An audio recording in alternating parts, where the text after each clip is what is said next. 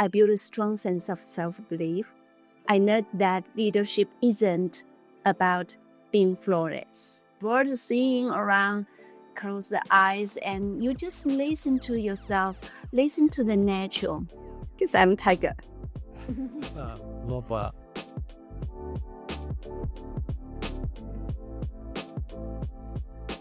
Welcome back to Leading a New Era, the podcast from IHG that takes you behind the doors of the world's most prestigious hotels, where we uncover stories of leadership, belonging and personal growth. I'm your host, David Littlewood from the Talent Acquisition team here at IHG. And I'm your co-host, Eunice Clements-Tweedy, VP, Global Talent Acquisition and Strategic Business Partnering. In every episode, we sit down with a different general manager from IHG's luxury and lifestyle portfolio to explore what it really takes to lead in this fast-paced world of hospitality. From career-defining twists to cultural moments that shape a leader's journey, our guests share their stories that are as inspiring as they are insightful. Today, we're heading to China, where serenity meets sustainability at Six Senses Qing Mountain. Our guest is Melissa Tang, General Manager at this incredible hotel where wellness and purpose are woven into every guest touchpoint. Melissa's career spans continents and cultures, and her journey into leadership is deeply rooted in courage, authenticity, and emotional intelligence. From navigating a steep curve into people leadership and championing sustainability through creative, community-driven initiatives, Melissa leads with intention, and it shows. Let's dive in. Great. Evening, Melissa, to you. It's 5 o'clock in the evening out there, isn't it? How are you today? How's your day been? I'm good. So you've got some beautiful shadows and sunlight in your backdrop. It looks stunning there. So Six Senses, it has such a unique vibe. Luxury meets mindfulness. I bet it makes for some unforgettable guest and colleague stories. Before we delve into your career journey, let's start with something fun. It's time for an early check-in, which is a rapid fire round of this or that questions, Melissa. We ready? Lovely, let's go. Are you ready, Melissa? Yes, I'm ready. Fantastic. So, mountains or beaches? Mountains. Morning yoga or evening meditation? Morning yoga. City buzz or nature's calm? Nature's calm. Oh, lovely. Hot springs or an ice bath? That sounds brutal. Hot spring. I'm with you there. Local street food or fine dining tasting menu? Local street food. Pandas or tigers? Tigers. Because I'm tiger.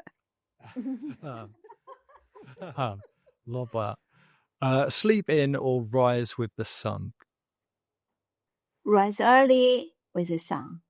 Window seat or aisle seat? Window seat. And front of house or back of house? Back of house. Fantastic. Love those answers, Melissa. Thank you. Mountains, did you feel like you had to say that based on where you are? Or I think now I still prefer mountains. Lovely. You told us a lot about yourself then. It was really insightful. So, Melissa, let's take it back a little bit. You've had a fantastic and fascinating career. When was the moment that you first fell in love with hospitality? It was about, I think, 20 years ago. I just started with the river cruises. It's a fun river cruises, a floating hotel, and then into land hotel, then goes to a city hotels about 38 stories, and then moving up to 103 stories a city hotel, then moving down to a resort.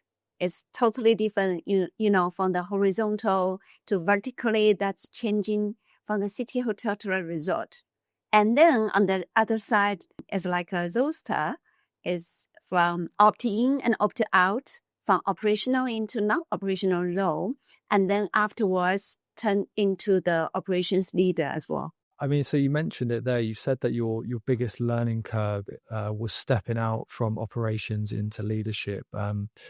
What made that transition so big for you?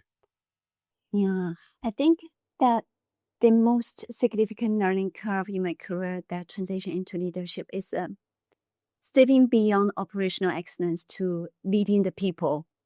And I quickly realized that being an effective leader goes far beyond technique knowledge. It requires emotional intelligence, clear and empathetic communications, and ability to inspire and guide others through uncertainty and change. In the early stage, I wrestled with a little bit self-doubt and questioned whether I was truly ready to take the next step. But growth often begins where comfort grows. Over time, and with the support from personal development, like I joined the development session with a confidence code, women in leadership development sessions. I built a strong sense of self-belief. I learned that leadership isn't about being flawless, being perfect. It's all about authentic, adaptable, and leading by example. That journey transformed not only my confidence, but also my leadership style. It taught me to trust in my values, learn into challenges, and build a true culture where others feel empowered to do the same. I love the fact that you mention emotional intelligence and authenticity as critical leadership skills. I'd be super curious to find out, how did you develop them as a leader? Tell us more about that. Yes, absolutely. That is, I think, the big learning from there. And also I was so honored and grateful to be the top talent in the organizations, and also learning from my mentor, Mr. Sebahi, also taught us, guide us, leading us, how we move into from a operational leader and to be a leading by people. I think his leadership, always extend a very strong pillar of supportive and encouragement. What really stands out, I think it was his people first philosophy. Whenever we comes everything, he always leading us to think about how is the people feel? How can we do people feel comfortable? How can we make them feel differently? That's always, in my memory. I still remember quite very clearly. There's so many things happen, and there's still so many years afterwards. When we have any colleagues get the promotion, get the transfer to the other properties, we are so discreet to look into where and how. And of course, the announcement, everybody excited. However, we look at how's their own team, how is the receiving hotel, what do we going to get the message.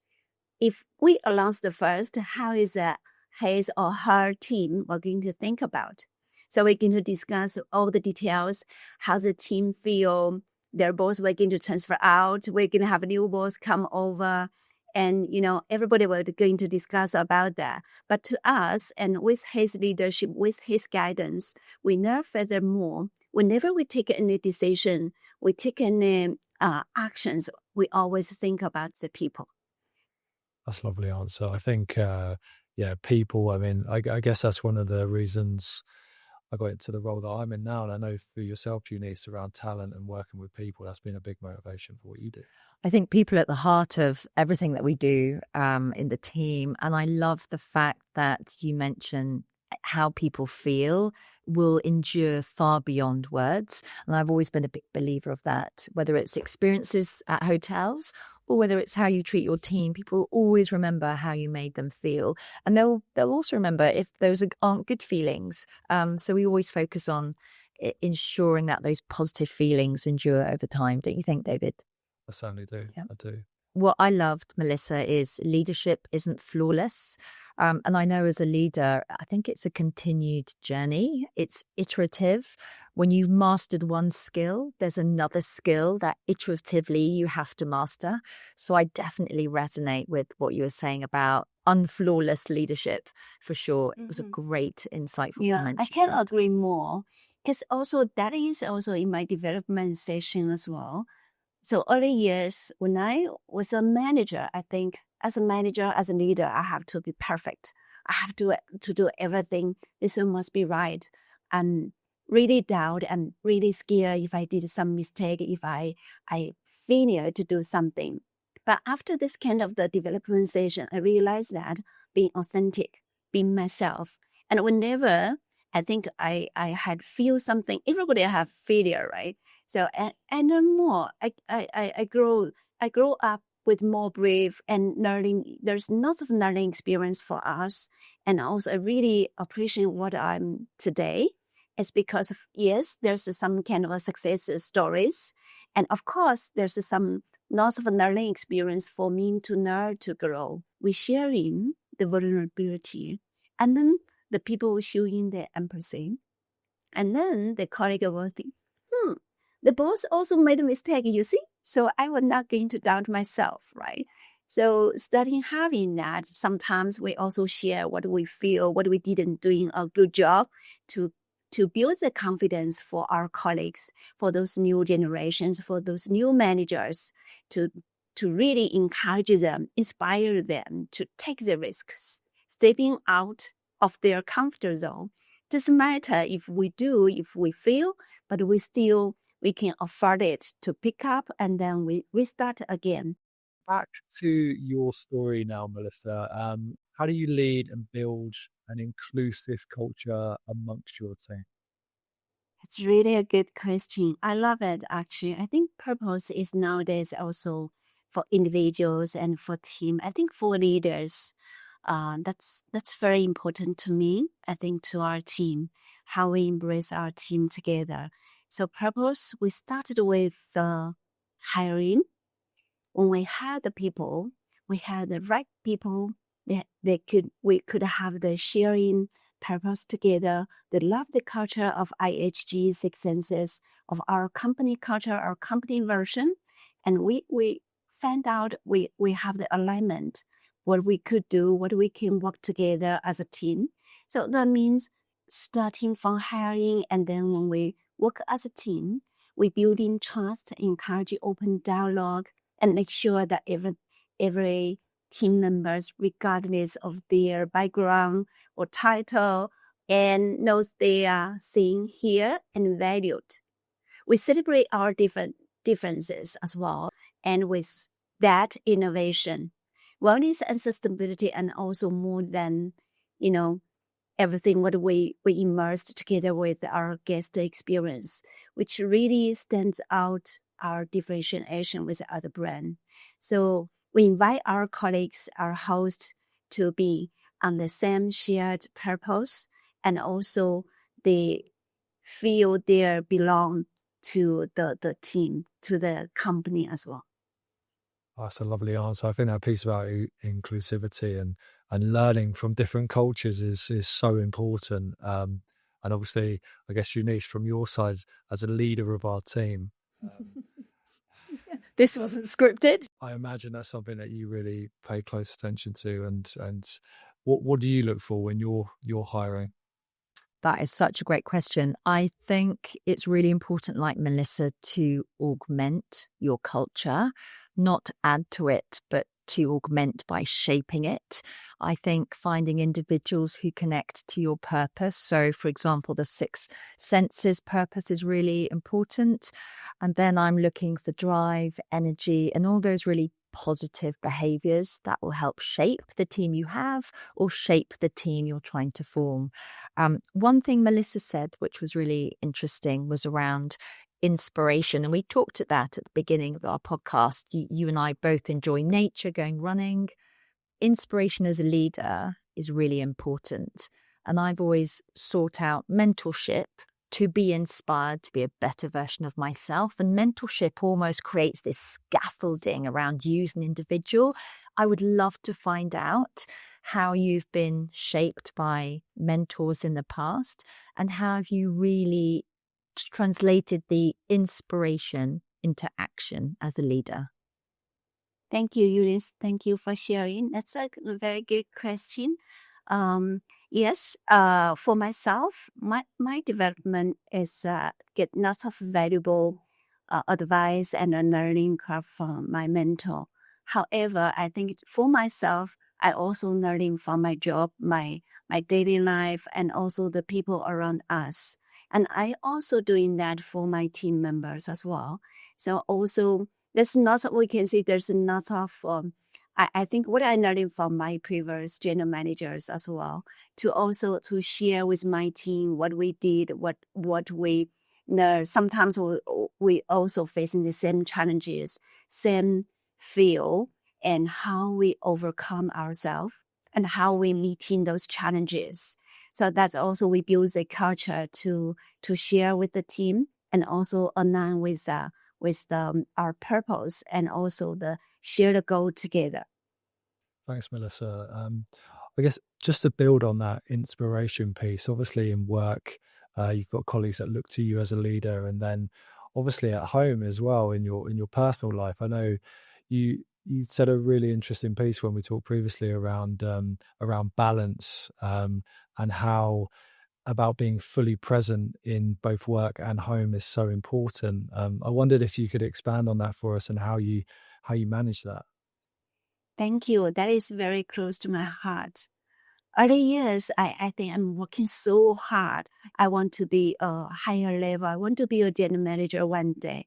So afterwards, I realized that something is evolving and changing. And also I learned from the different leaders. We realize that our self-life, our family life, and also as a senior leader, sometimes we have to empty ourselves. We also need to encourage ourselves, re-energize ourselves. That's how we're showing up in front of our team members. Working hard is not everything. I think working smart and also to get more time management, prioritize ourselves, and especially during IHG Six Senses, I also learning well-being and also the wellness. That is also shaped me myself to reflect myself. What I want to be a different general manager, how I can bring that to our host. At Six Senses, mission wellness is more than everything. That is only for our colleagues, for our host. So we do everything for our host first, then we deliver the wellness to our guest. So all the new programs we're going to have our team members to experience. So every week we have different wellness program for our team. That's also learning and also initiate to our guests as well. Personally, for myself, I also started to go to gym 4 times a week. Brilliant. So I continuous for several years. When you go to the gym, when you're running a little bit, you get sweat or you get a little bit, empty yourself, and also encourage myself. And also I think we also need to recharge ourselves. What struck me when I came to Six Senses in Portugal, and I was fortunate to go to Bali, was wellness was at the heart of everything. And it was really interesting. As a general manager, you call your team hosts and are able to experience all the benefits and the wellness programs at the heart of Six Senses as a brand, which I found extraordinary. So they could live and breathe the essence of the property's DNA. Melissa, tell me a little bit about how you bake in that wellness factor to the culture you're trying to build and infuse into your teams. So here in Six Senses Qing Mountain, each of the Six Senses property, we also, of course, we embrace the local culture. Same here is quite very unique. That is a dancing culture birthplace in China. So we combined together with the dancing wellness, which is very famous and one of our features and also the very special touching point of the wellness, that's Qing Taiji.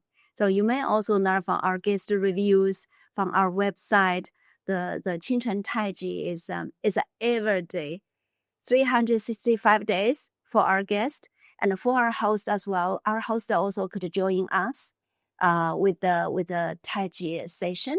Fantastic. Okay, Melissa, I'm excited about this section. We're going to take a quick detour from your career right now and chat a little bit more about the hotel itself, the design, the hidden gems, and what makes Six Senses Cheng Mountain truly one of a kind. Fantastic. I can't wait to hear what you're going to share.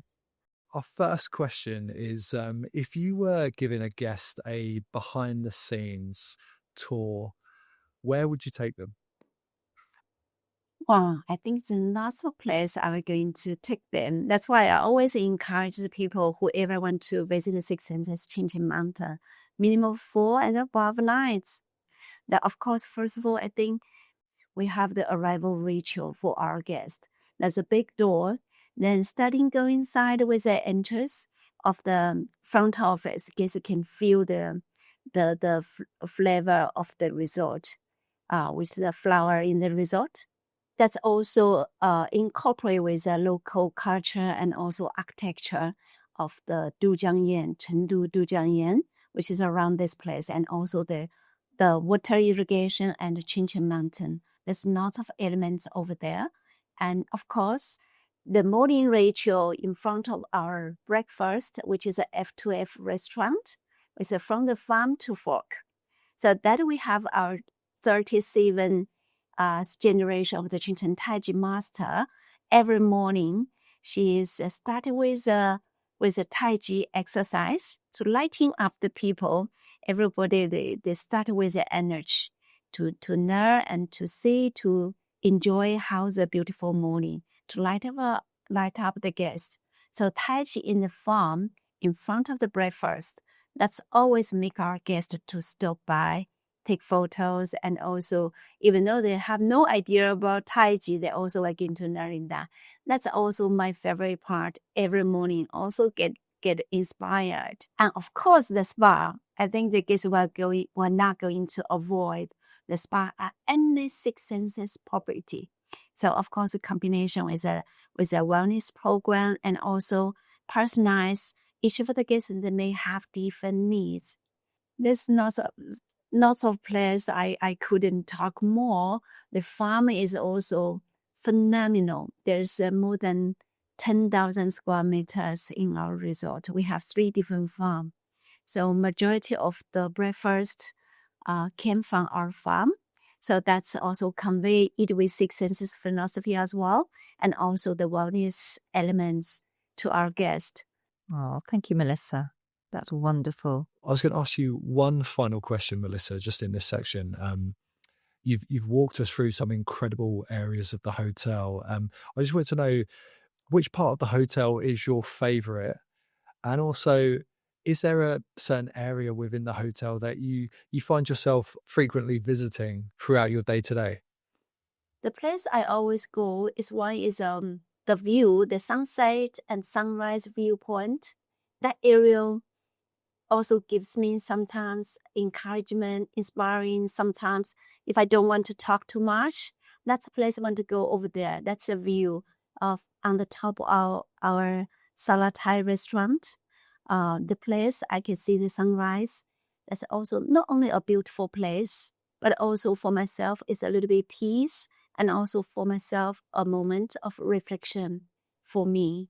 Sometimes I like to thinking and reflect. Something I could do differently, something I could do better, something how I can shape myself. Oh, it's lovely, that reflection piece. It's at such a fast pace day to day that we all live. It's so hard to find that time for reflection. It sounds like you have an incredible place to do so. Where do you go to reflect? Do you make time for it? Oh, that's an interesting question. I think you have to be very intentional around creating space to reflect. Otherwise, today's fast-paced world and digital access just takes over. I was just thinking as Melissa was talking, and you're an incredible storytelling, Melissa. I could listen to you all day. Your voice is so beautiful, and the stories you share are very evocative. So we've talked a lot about all sorts of topics. I'd love to dive deeper in around impact and talk about a little bit of how impact is created, both in front of the scene in terms of guest experience, but also behind the property also. And I just wonder if there's any guest experience or any moment that you have created for your guests, which are true luxury experiences, whether it's one singular moment or a collective of moments that you're particularly proud of, that you and your team curate? For us, it's more about, I think, collective efforts together with the team together, we create the composting in the farm. That is also incorporate with the Six Senses, eat with the Six Senses, and also sustainability initiative.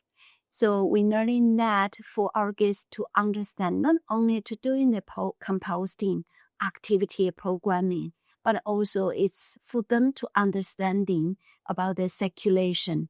So we have the chicken and also the duck in the resort. They deliver the eggs. So guests were going to pick up the eggs in the farm, and also the kids were going to bring the eggs, hold on with themselves, bring to the chef to cooking for them. This is my egg. Don't touch. Don't touch. This I just pick up. And I also learning from that during the winter time is also super cold, similar like in London, I think. But the two kids also just watching in the farm to waiting for the eggs delivery for more than 1 and 2 hours, and the grandparents can't wait. But they say it's too cold. However, they never know about that. The curiosity over there also for us. We love to know.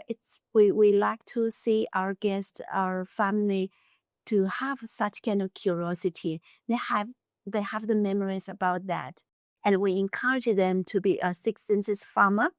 They came to the rice field to plant the rice, and then they come back in September to do the harvest. So that's really for us. It's amazing memory, and also that's whenever we learn from our guests and what they put on the social media, what they recognized, and also showing that their different experience in our property. We feel that is really what we truly want to be there. Gosh, circular sustainability and teaching our youngsters farm to fork mentality is a real experience you just can't give. You have to feel it. And I guess for families who live in the city, in Greater China or beyond, suddenly being on a farm, understanding where their food comes from, children love that. And I love the fact they're waiting for the eggs to be delivered so they can go and have their eggs cooked. What do you think, David? Just what an experience. Such a unique experience. We've literally just started planting peas in the garden at our home with the boys, and they love that whole learning experience. So it sounds like an incredible and unique experience that you guys offer over there. Looking ahead at what excites you about where luxury travel is headed in the future, Melissa, what kind of initiatives, whether it be tech, sustainability, are you anticipating that we're going to encounter in the next 5 to 10 years? Yeah, I think the sustainability and wellness actually is a combination. So all the kids program, kids activities, Six Senses, Ching Mountain, this is zero plastic. The concept about from the farm to fork. Yes, lots of property they do get all the vegetables from the farm, but how far it is, it's a question. But for us this year, we get that we put our dishes with 0 kilometers dishes, which is 0 kilometers is really just from our resort. And lots of hotels, city hotels, they don't have a farm. They also have the farm from the farm to fork concept restaurant, but we're doing differently. So that's really showing the guests we're so seriously about how we promote and also giving the guests to have the taste of the local food, the seasonal food. We think that's the most healthy food for our guests, and also same time we also help the planet to reduce, this transportation, everything, right? You just eat the most fresh dishes. I love that. Thank you so much, Melissa. I'm conscious of time, so we're going to move on to the next section, check in, check out. I'll list some classic GM tasks, and if it's your thing, please say check in. If it's something that you'd perhaps delegate, please say check out. Are you ready? Ready? Yep. Let's go. I think I know the answer to this one. Early morning lobby walkthroughs. Check-in. Being CC'd on every email. Check out. Weekly revenue meetings. Check-in. The right answer. They're important. Yeah. Important. Team briefings with coffee in hand. Check-in. Public speaking events. Check-out. Team building workshops. Check-in. Attending design meetings for renovations. Check-in.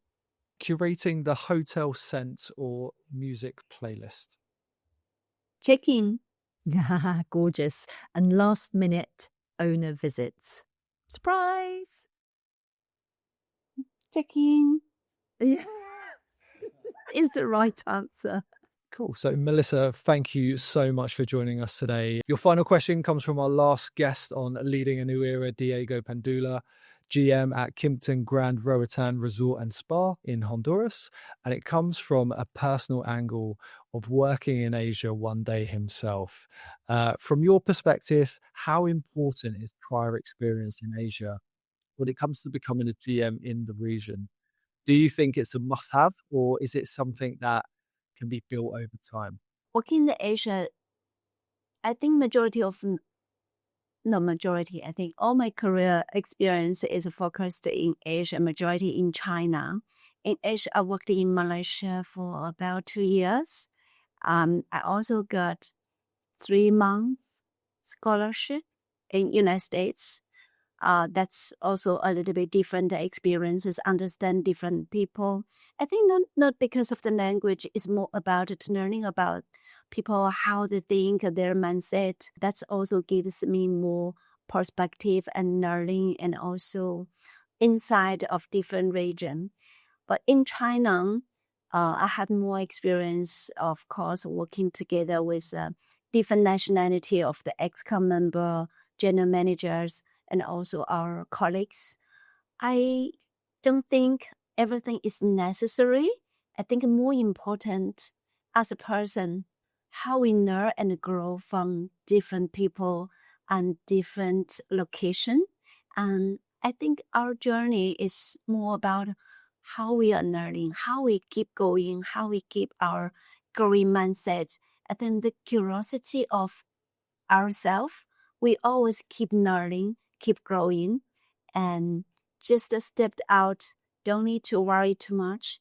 No matter if I work in Asia, I work in China, work in United States, or work in London, I think more is about the spirit of the people, more about the mindset, more about how the trains of the leaders we learn from ourselves, life, and also the people around us and our guests as well.